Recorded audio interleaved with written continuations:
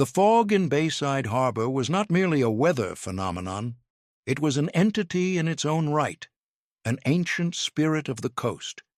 It was born far out in the icy embrace of the Atlantic, where cold currents converged, and it would creep toward the shore like a silent gray specter. First, it would lick the slippery granite boulders and the time-blackened piles of the old piers. Then, having gathered its courage, it would slither onto the land, seeping into the narrow streets, enveloping the Victorian houses with their turrets and carved cornices in its damp, milky shroud. The fog possessed a remarkable ability to absorb sound. The cries of gulls became muffled and distant. The roar of a diesel engine from a fishing schooner returning to port was reduced to a low, guttural rumble, and footsteps on the cobblestones were swallowed without a trace. It blurred outlines, transforming the light of the sparse street lamps into trembling, hazy halos, like the souls of lost ships. For Walter Harrison, who had lived here for only 3 agonizingly long months, this fog had become the perfect metaphor for his own existence, just as uncertain, gray, quiet, and devoid of any clear direction. He was 68, but in his soul he felt 100. Not physically. His body, though it creaked in the mornings, still served him faithfully, allowing him to take long, multi-mile walks along the coastline where the wind would tousle his gray hair and fill his lungs with salty, iodine-rich air. He felt old spiritually. Retiring after more than 40 years of teaching history at a prestigious Boston school had been a slow, excruciating amputation. Day by day, a piece of him was cut away. First, the morning rush and the smell of chalk on his fingers, then the din of children's voices in the hallways, the respectful gazes of his students, the heated debates with colleagues at faculty meetings. He had lost his audience, his meticulously planned routine, his purpose. And a year ago he had lost Eleanor, and that had been an amputation of the heart. She had passed away suddenly in her sleep, without even giving him a chance to say goodbye.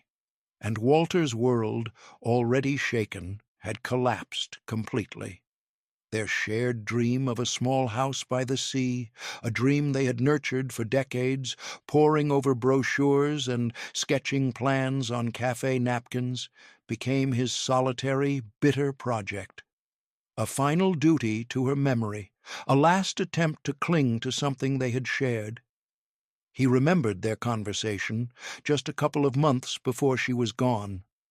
They were sitting in their kitchen, and Eleanor, smiling, had pointed to a photo of this very house in a real estate catalogue. "Look, Walter," she had said, "isn't it perfect? Blue shutters, just how you like them, and a little garden for my roses. Can you imagine us, sitting on that porch, drinking tea and listening to the sea?" Now he sat on that porch alone, and the tea tasted bland, and the sea only whispered of his loneliness. He bought the cottage, moved his countless precious boxes of books, antique maps and monographs, and prepared for a quiet, dignified decline to the accompaniment of the surf and the creaking of old floorboards. But the silence that settled in the house was deafening. It was oppressive, ringing in his ears. It was filled with the gaping absence of her laughter, of her habit of leaving a half-drunk cup of chamomile tea on his desk, of her quiet breathing next to him in bed. Every object in the house screamed of her, and Walter began to suffocate within these walls, so full of memories.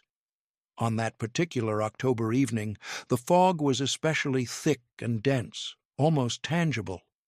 Walter, having buttoned his old tweed coat up to his chin, as if trying to shield himself not from the cold, but from the world itself, wandered aimlessly across the town square. A tiny patch of civilization paved with centuries-old cobblestones, slippery with moisture. At its very center stood a grand, patina-covered monument to the heroes of the Civil War, at whose base lay fresh flowers, even in this weather, a tribute from the local historical society.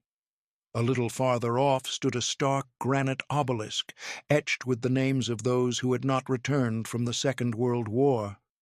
Walter, as a professional historian, had studied them within his first week here. It was the only thing that connected him to his past life. But tonight, his gaze, drifting distractedly over the carpet of wet maple leaves plastered to the stones, caught on something else. Something wrong, something out of place in the carefully curated memorial landscape. To the side of the main, well-tended monuments, almost swallowed by the mighty, gnarled trunk of an ancient oak, was a small rectangle of dull, darkened bronze. It was almost invisible, like a shamed outcast at this festival of remembrance, as if the town itself were trying to hide it from prying eyes. Driven by an instinct, honed by decades of archival work, Walter moved closer. The air here was thicker, smelling of rotting leaves and damp earth. He wiped the cold, wet surface of the plaque with the sleeve of his coat, clearing away a layer of grime and patina. The letters, almost completely erased by time and salty winds, were difficult to decipher. In memory of Leo Carter, whose courage saved many, 1948. And that was all. No dates of birth or death, no explanation of his feat, not even a full name. Leonard? Leopold? Just Leo. The plaque was in a dreadful state. Weeds grew at the base of the oak, and the plaque itself clung on by a single, thoroughly rusted screw, looking as if it might fall off at the slightest touch. This offended Walter to his very core. He had spent his entire life teaching adolescents that history was not just a collection of dry dates and events. It was the memory of people, of their choices, their sacrifices, their courage, and their mistakes. And here, a memory was all but dead.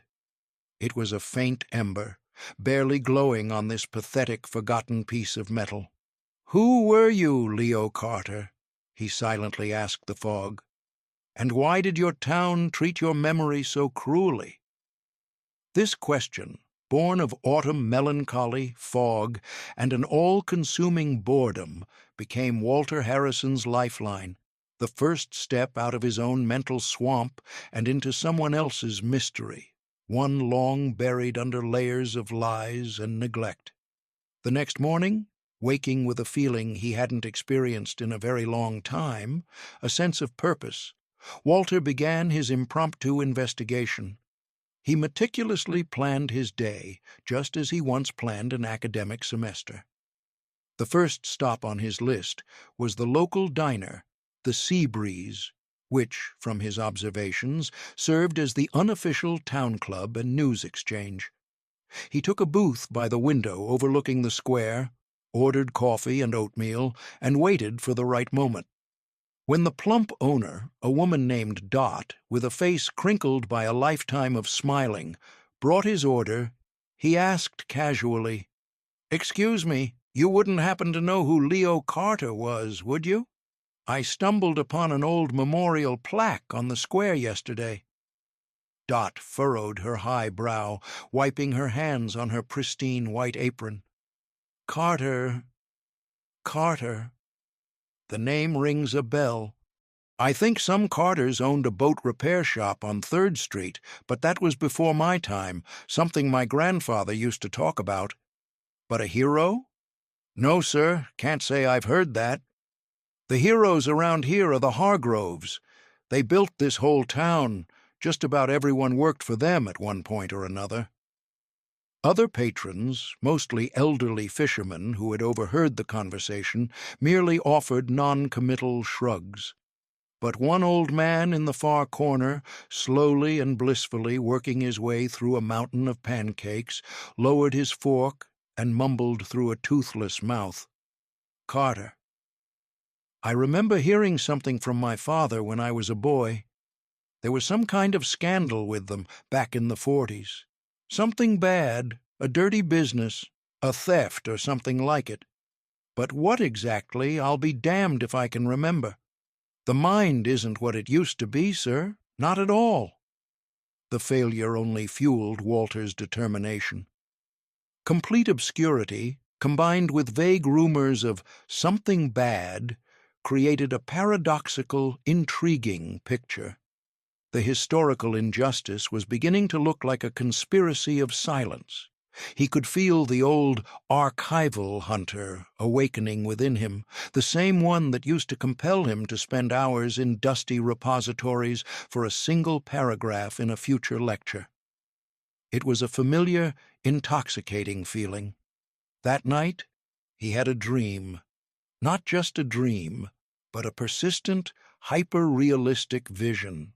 He was standing in the town square again, but the fog was even thicker, swirling at his feet like a living thing. Under the old oak, in the very spot where the plaque hung, stood a figure. A young man, about 25, dressed in a simple flannel shirt and worn work trousers, the kind men wore in the middle of the last century. His face was blurry, indistinct, like an old photograph that had been damaged by water. But his eyes, Walter was sure he could see his eyes, looked directly at him with a silent, desperate plea. The man uttered no words. He slowly raised his hand and pointed toward the outskirts of town in the direction of the old, abandoned cannery, whose blackened brick skeletons loomed grimly against the gray sky even during the day. Then the figure began to fade, dissolving into the fog. Walter woke up in a cold sweat, his heart hammering against his ribs like a trapped bird. "Stress," he said aloud to the silence of the bedroom, trying to calm himself. "Just intrusive thoughts, an overactive imagination." But the image had been so vivid that it shook his rock-solid rationalism.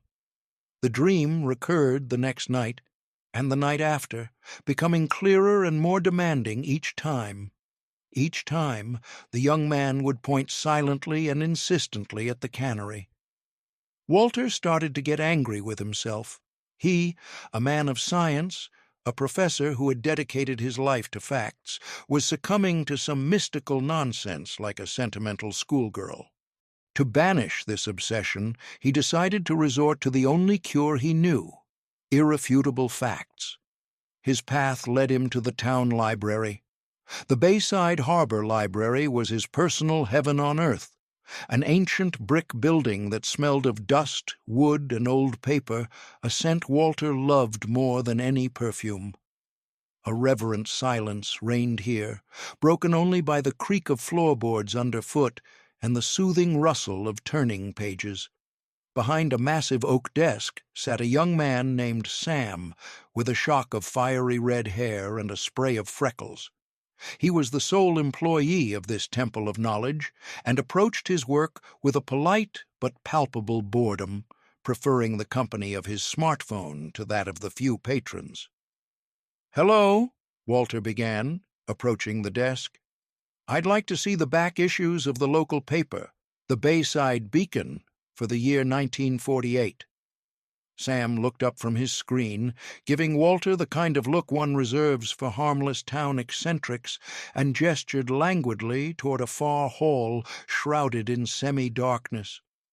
"Archives are back there. Just be careful, sir.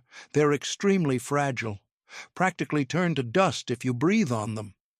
Walter spent the rest of the day in the archive. Carefully, with just the tips of his fingers, he turned the yellowed, brittle pages, inhaling their sweet, unique scent of decay and time. He immersed himself in the life of the town from 70 years ago. He read about record cod catches, school Christmas pageants, and heated debates in the town council over road repairs. The name Richard Hargrove, the owner of that very same cannery, appeared on every other page. Generous philanthropist, pillar of the community, industrialist providing work for the entire town, esteemed citizen. Walter was beginning to lose hope when he stumbled upon a tiny, almost invisible notice on the back page of an October issue. It was squeezed between an ad for mothballs and a classified for collie puppies. The headline read, "Petty Thief Dismissed in Disgrace." In 3 short paragraphs, it reported that a certain Leo Carter, a worker at the Hargrove cannery, had been caught stealing expensive tools and was immediately fired. Mr. Hargrove, in his laconic comment to the reporter, expressed his deep regret that, in these difficult post-war times, some men choose the path of dishonesty over conscientious labor. Walter leaned back in the creaky Windsor chair. His head was spinning. This was not at all what he had expected to find. A hero who was a thief? It was absurd. He continued turning the pages, and a few pages later in a November issue, he saw something that made his heart stop, then pound in a frantic rhythm. A huge front-page article with a dramatic, screaming headline, "Inferno in Bayside Harbor, Fire at the Cannery. Richard Hargrove is the town's hero."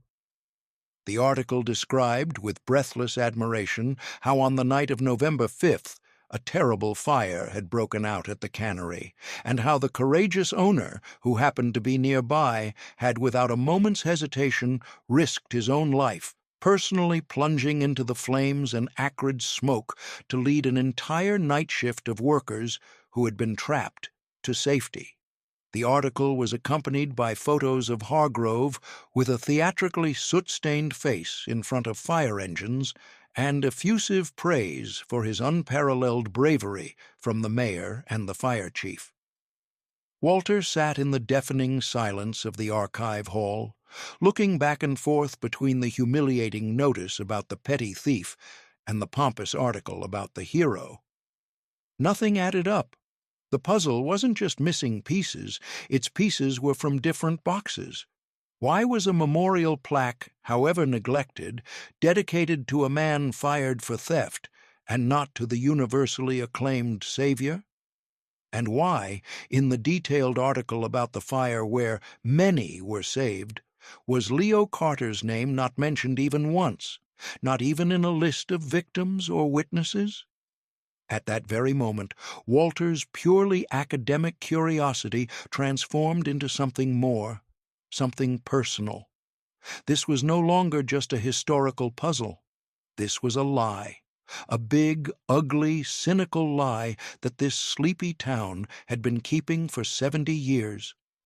And he, Walter Harrison, a retired history teacher, a lonely widower, was apparently the only person in this town who cared. He felt his life, so gray, aimless, and foggy like the local weather, suddenly snap into sharp focus. He had to know the truth, no longer just to pass the time, but for the forgotten boy with the blurry face from his dream, for Leo Carter. Walter's mission took on an almost obsessive quality. He saw in Leo Carter's fate a tragic reflection of how easily history, the subject he had dedicated his life to, could be distorted, rewritten by the powerful. This became his final and perhaps most important lesson to prepare. Returning from the library that evening, lost in thought, he almost tripped over a small dark object on his porch, right at his doorstep. Bending down, he picked it up. It was an old, heavily rusted key, the kind used for a padlock or a locker. On its flat, worn head, the number 48 was crudely but clearly engraved. Walter froze, a chill running down his spine that had nothing to do with the evening air.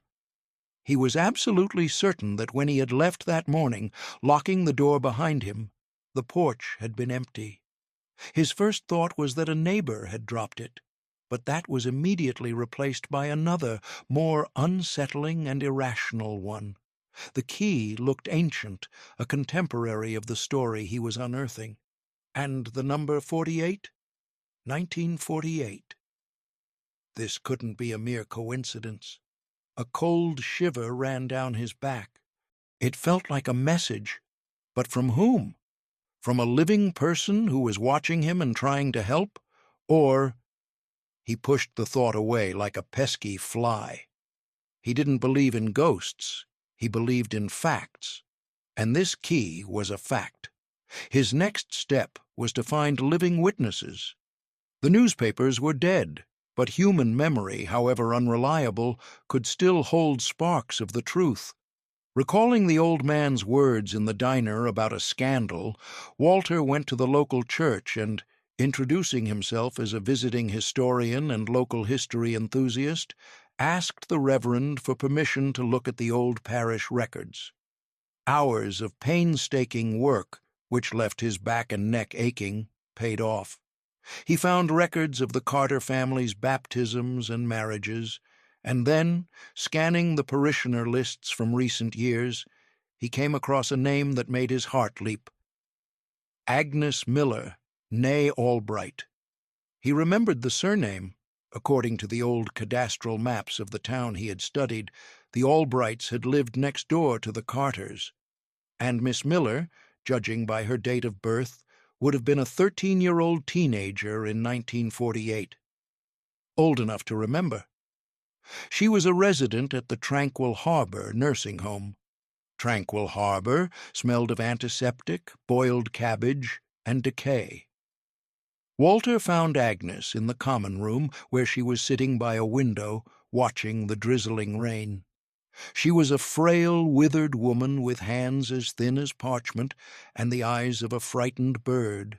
When he introduced himself and gently, cautiously uttered the name Leo Carter, her face hardened into an impenetrable mask. "I don't know anything," she snapped, her voice thin and quavering like an old record. "That was a very long time ago. I don't remember anything." She deliberately turned back to the window, making it clear that the conversation was over. Walter was disappointed, but not surprised. The fear he had seen for a split second in her eyes was genuine. It was a 70-year-old fear, and it was stronger than his curiosity. He left empty-handed, but he was now certain. Agnes knew more than she was letting on. His investigation did not go unnoticed in the small town, where everyone was in each other's line of sight. A couple of days later, as Walter was buying groceries at the town's only general store, a tall, impeccably dressed man of about 60, with a tanned, handsome face and an imperious gaze, approached him. "Mr. Harrison?" he asked, in a voice that brooked no argument. "My name is Jonathan Hargrove." Walter knew immediately who he was. The grandson of the Richard Hargrove. His official portraits hung in the bank, in the mayor's office, and even in the library lobby. The Hargrove family were still the unofficial masters of the town. "A pleasure," Walter replied politely but coolly. "I hear you've taken a keen interest in the history of our humble town," Hargrove continued, his smile as cold and polished as a marble slab. "That's commendable. But, you know, every town, even the smallest, has its, let's say, dark pages that are best left unturned. The past should remain in the past. It's better for the general peace and stability. I hope you understand me, Mr. Harrison." It wasn't friendly advice. It was a veiled but perfectly clear threat. Walter felt a cold, righteous anger begin to boil inside him. The general peace? Or the peace of the Hargrove family? He merely nodded and said, "Thank you for the advice, Mr. Hargrove. But I am just a historian. I am only interested in the facts." The conversation with Hargrove finally convinced Walter that he was on the right track. If the hero's grandson was so concerned, then there was something to hide. He decided to make a second decisive attempt with Agnes. This time he came prepared. He sat down opposite her in the same common room and, without a word, silently placed the old rusted key with the number 48 on the small table between them. Agnes stared at the key, her lips trembling. She slowly raised her eyes to meet Walter's, and they were filled with tears. The dam of silence she had been building and reinforcing for 70 years shattered with a deafening crash. "Where did you get this?" she whispered. "I found it on my porch," Walter answered honestly. "I think you left it for me." Agnes gave a faint nod. "Leo." her voice broke. "He was not a thief, never. He was the most honest, kindest boy in town. He worked at the cannery, and he found out that old man Hargrove, that monster, was deliberately disabling the fire sprinklers and cutting corners on safety so that later he could start a fire and collect the huge insurance policy. Leo tried to tell people, but Hargrove was all-powerful, so he framed him with those damned tools to fire him and shut him up. Everyone in town was afraid of Hargrove. No one dared to stand up for Leo." Agnes's words poured out in a stumbling, broken stream like a dam that had finally burst. She told him that on the night of the fire, Leo had already been fired, but he lived nearby and was the first to see the smoke. He knew the safety systems were disabled and that the night shift would be trapped in a furnace, and without a second's thought he had rushed in. "He saved them," Agnes sobbed, her frail shoulders shaking. "And Hargrove arrived later, when it was all over, and took all the credit. And Leo just disappeared from town after that. No one ever knew where he went. He was known as a thief and a coward who had run from his shame." Agnes's story gave Walter a new, powerful impetus. He now had a coherent version of events. All that remained was to find irrefutable proof. At night, another strange phenomenon began to disturb him. In the absolute silence of the house, he started to hear a quiet, intermittent tapping sound. It came from somewhere near the wall that faced the overgrown garden. The tapping was rhythmic, as if someone were sending a message in Morse code. Tap, tap, tap. Pause, tap, pause, tap, tap. Walter, exhausted from the investigation and sleepless nights, began to seriously fear for his sanity. It felt as if Leo's spirit was trying to communicate with him. He even found a Morse code chart online and would sit for hours with a notepad, trying to write down and decipher the tapping, but it was all just gibberish. Together with Sam, who by now had transformed from a bored observer into an enthusiastic and indispensable accomplice in the investigation, they returned to the town archive. Now Sam was unlocking the most distant and dusty shelves for Walter. This time, they weren't looking for newspapers, but for financial and personnel records from the cannery, which, by a stroke of luck, had been transferred to the archive after its closure. "Leo Carter's personnel file is gone," Sam reported after an hour of searching, his face crestfallen. "Just ripped right out of the folder. But look what I found." He heaved a heavy, leather-bound ledger onto the table. Walter put on his glasses. In the expense column for October 1948, the day before the fire, he saw an entry, written in calligraphic script, for a large sum written off for the urgent repair and replacement of faulty firefighting equipment. And in the ledger for December, an entry for the receipt of a colossal insurance payout, several times the value of the written-off equipment. This was it. Circumstantial but very strong evidence of Hargrove's fraud. Emboldened, Walter visited Agnes again. He told her about his discovery. Seeing his determination and how close he was to the truth, she decided to make one final, most terrible revelation. She took a faded photograph from an old tin cookie box. It showed a group of young, smiling workers at the cannery gates. "This is Leo," she said, pointing with a trembling finger at a handsome boy with an open, honest gaze. "And this is his best friend, Walter Finch." Walter peered at the face of the second boy, who stood with his arm around Leo's shoulders. "It was Walter who testified against Leo about the tools," Agnes said with bitterness. "Hargrove pressured him, threatened to fire his father, who was sick and couldn't find other work. Walter broke. He betrayed his best friend. He lived with that his whole life. I know it. He never smiled again like he did in that picture." Walter felt a stab of icy cold, the betrayal of a close friend, That was worse than the machinations of a rich villain. "And what happened to Walter Finch?" he asked quietly. Agnes gave him a long, heavy look. "He did quite well for himself. In time he even became the mayor of our town.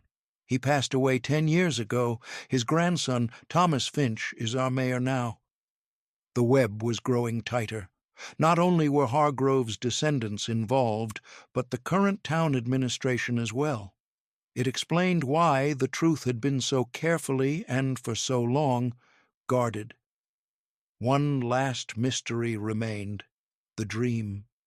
Why did it so insistently point to the cannery? And what about the key Agnes had left on his porch? Yes, he was sure now that it was her silent plea for help. Guided by an intuition he could no longer wanted to ignore, Walter went to the ruins of the old cannery. It was a grim, oppressive place. Blackened brick walls, overgrown with poison ivy, the empty sockets of broken windows, the creak of a rusty weather vane in the wind. He wandered through the abandoned grounds, and the unsettling feeling that he was being watched never left him. He chalked it up to frayed nerves, but he still found himself constantly looking over his shoulder, peering into the shadows. He found what had once been the workers' locker room. A row of rusted metal lockers lined one wall. Most of them were broken open or vandalized. He began to methodically check the numbers.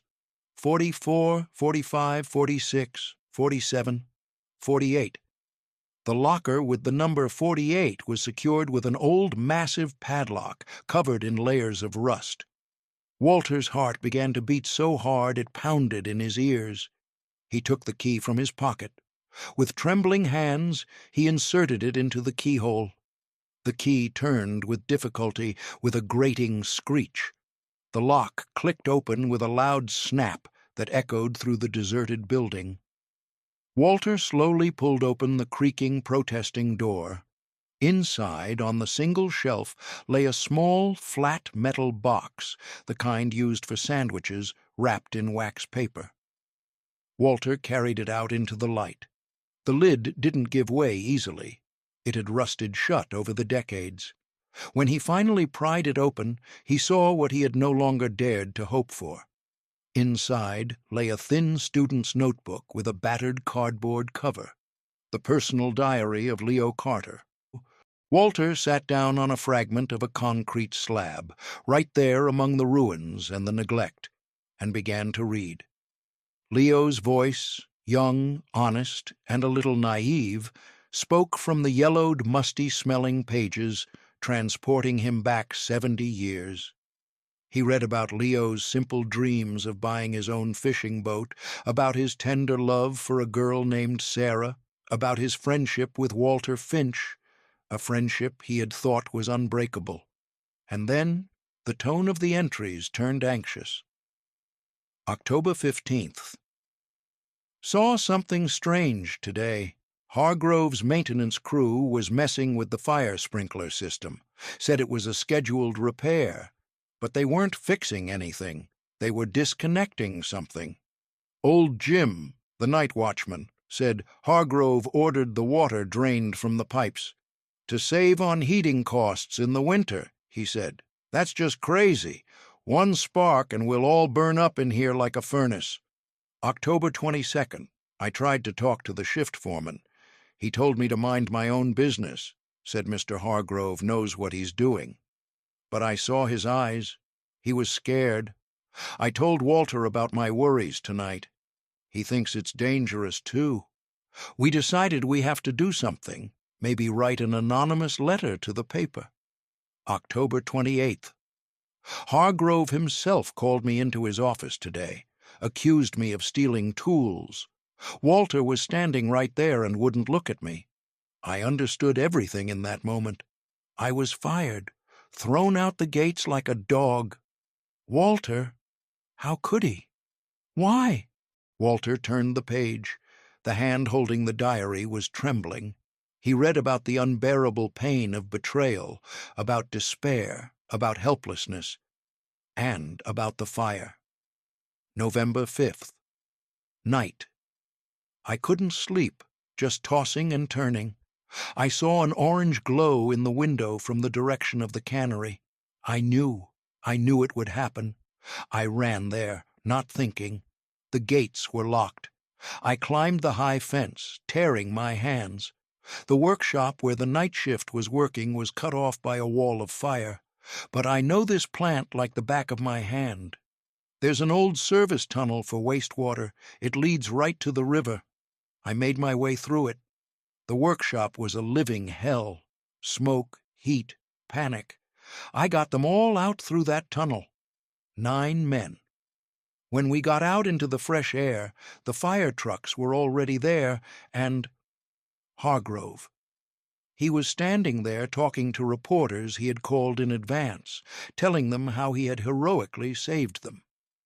Walter read, his breath catching in his throat. It was the whole truth, written by the hero's own hand. But the final entry, apparently written the next day, was the most important. November 6th. I have to leave this town. There's no place for me here anymore. Hargrove and Finch will make sure I'm seen as a criminal and an outcast. But I can't let that monster get away with this so easily. I've left proof of his guilt. Irrefutable proof. I've hidden it in the safest place, in plain sight. Let it wait for its time. Maybe someday an honest man will find it and understand my clue. The entry ended there. What proof? And where was this safest place in plain sight? A very touching, heart-wrenching story. Walter flinched at the unexpected voice and spun around. Blocking the doorway of the ruined locker room stood Jonathan Hargrove. His face was as impassive as a poker player's, but his eyes burned with a cold, predatory fire. "I had a feeling you'd end up here," he said calmly, almost lazily. "I've been having you followed since the day you started asking your inconvenient questions. My grandfather was a complex man, a product of his time. He made a mistake, yes, but he built this town. He gave work to hundreds of people. His name is a legacy, and I will not allow some visiting retiree with nothing better to do to destroy that legacy." "Your grandfather was a fraud, an arsonist, and a liar," Walter retorted, slowly getting to his feet and clutching the diary tighter in his hand. "And Leo Carter was a hero, and this town is finally going to know the truth. Give me the diary, Mr. Harrison." Hargrove's voice turned to steel, a metallic ring entering his tone. "Don't force me to take unpleasant measures. You are a lonely old man in a town where you know no one. No one will believe you against the word of my family. It will just be an old notebook against our legacy." A heavy electric tension hung in the air between the two elderly men. It was not a battle of muscle, but a battle of wills, a battle of two eras. Walter knew that Hargrove was, in many ways, right. The diary alone might not be enough. He needed that irrefutable proof. And suddenly, in a desperate search for an answer, his mind, the mind of a historian, accustomed to working with symbols and clues, began to work with incredible clarity. A safe place, in plain sight, a clue. He looked at Hargrove, then his gaze shifted toward the center of town, which was visible from the ruins, and it hit him. The memorial plaque. It wasn't just a monument. Leo had put it there himself, secretly, at night, not for glory, which he never had, but as a signpost, as a cry for help, frozen in metal, a message in a bottle cast into the ocean of time. Without another word, Walter bolted, darting past a Hargrove who was stunned by his agility and ran with a speed his body no longer seemed capable of, back toward the town square. "Stop!" Hargrove shouted after him, but Walter was no longer listening. He reached the old oak, gasping for breath, his heart pounding in his throat. Hargrove, breathing heavily, was catching up. Walter ran to the plaque and gripped it with his fingers. It gave slightly. He pulled harder. The old rusted screw gave way, and the plaque came away from the trunk. Behind it, in a shallow but neat recess carved into the wood and nearly overgrown with bark over the years, lay a small, yellowed envelope, damp from moisture, carefully wrapped in oilcloth. With trembling hands, Walter opened it. Inside was a sheet of paper, folded several times. It was a letter, written in a weak, unsteady hand. I, Walter Finch, being of sound mind and memory, before God and my own conscience, do hereby confess that in the year 1948 I gave false testimony against my friend Leonard Carter, accusing him of theft. I did this under pressure and threats from Richard Hargrove, who is also the true culprit of the fire at the cannery on November 5, 1948. The true savior of the 9 workers that night was Leo Carter. I have lived with this lie my entire life, and it has eaten away at my soul. May God and the spirit of Leo forgive me. Below was a signature and a date, a few weeks before Walter Finch's death. Walter looked up at the approaching, breathless Hargrove. He silently handed him the letter. Hargrove's eyes scanned the page, and all his arrogance, all his inherited certainty, drained from him like water. He seemed to age 10 years in a single minute. The battle was over. The Bayside Harbor Town Council meeting had never seen such a stir. The hall was packed to capacity. Walter Harrison, standing at the podium, calmly and methodically, as if delivering one of his best lectures, laid out the entire story. He read excerpts from Leo Carter's diary, and then handed the mayor, Thomas Finch, who was as pale as a sheet, his grandfather's deathbed confession. A deafening silence fell over the hall, broken by a voice from the back rows. Agnes Miller stood up, leaning on Sam's arm, and said in a trembling but clear and loud voice, "It's all true. I saw it with my own eyes." It was the end of the Hargrove legend and the beginning of the legend of Leo Carter. Jonathan Hargrove relinquished his positions on all town committees without a fight and left town for an extended period. Mayor Finch publicly apologized on behalf of his family and promised to do everything possible to restore historical justice. A few months later, it was a clear, sunny day in Bayside Harbor, a rare treasure for the local autumn. The entire town had gathered in the central square. The old darkened plaque in honor of Leo Carter was carefully removed from the oak tree and, to applause, was given to the town museum as the centerpiece of a new, permanent exhibition. And on the main promenade, next to the heroes of other wars, a new stark granite monument was being unveiled. Etched on it was the photograph of the smiling young man from the old snapshot and a simple inscription, "Leonard Carter, a hero returned from oblivion. His courage and the truth proved stronger than time." Walter Harrison was invited to the microphone. He stepped up to the low dais. He looked at the faces of the people, at the new monument, at the deep blue, endless sky. "History," he began, his familiar, strong voice needing no amplification, "is not only what is written in books, it is what we choose to remember. Today, this town has made the right choice. It has chosen to remember not a comfortable lie, but the difficult truth about an ordinary man who, at a crucial moment, acted as a hero. His story teaches us that justice may come late, but it does come, and that no person, no act of courage, should ever be forgotten." He finished his speech and stepped down to applause. For the first time in many months, he did not feel like a lonely outsider. He was a part of this town, a part of its restored history. That evening he sat on his porch, wrapped in a blanket. The sea was calm.